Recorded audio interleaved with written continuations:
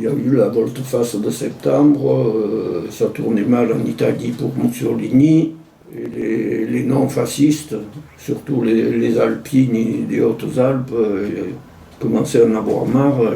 Ceux d'Embrun, ils sont partis en ouvrant les portes des prisons, là, et ceux de Gap, ils ont, dans la semaine avant que les Allemands arrivent, ils avaient renvoyé déjà beaucoup de matériel par la voie ferrée sur Briançon, mais l'état-major était encore à l'hôtel Lombard et les Alpines, ils étaient encore, ils occupaient encore la caserne Régnier, qui était à 400 mètres à vol d'oiseau de chez moi, quoi. Donc dans la nuit, un soir dans la nuit, ça a pété, quoi. On a été réveillés par des explosions, 4 ou 5 explosions très fortes qui ont branlé tout Gap. Et alors, mon père, on s'est réveillé. Mon père, il a dit, oh là là, ils ont dû faire péter l'usine à gaz. On pensait qu'on avait une usine à gaz encore à Gap.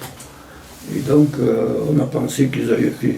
Et puis, voulant un peu savoir ce qui se passait, là, il a ouvert les volets. Moi, je suis venu à côté de lui en curieux, mais bon, ça tirait de tous les côtés.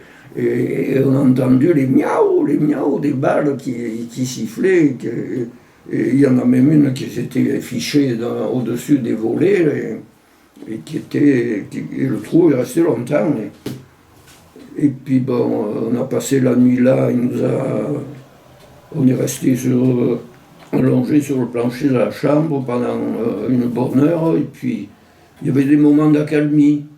Alors après, on a fini par descendre, rejoindre les voisins qui faisaient comme nous et qui étaient surpris et puis un peu inquiets. Et enfin, bon, il a fallu arriver jusqu'au matin où petit à petit, tout s'est calmé. Et là, mon père, il se demandait ce qu'il devait faire, s'il devait aller travailler ou pas. Alors finalement, il est allé voir un copain un peu plus haut. Et le copain lui a dit, écoute, c'est pas la peine de prendre des risques, on n'y va pas, hein, c'est pas la peine. Et ce jour-là, ça avait bardé sur l'hôtel Lombard. Et là, leur contremaître, il s'était entêté à vouloir y aller, et il traversait l'avenue devant l'hôtel Lombard en vélo pour aller au boulot, quoi. Et là, il s'est pris une balle perdue, ou alors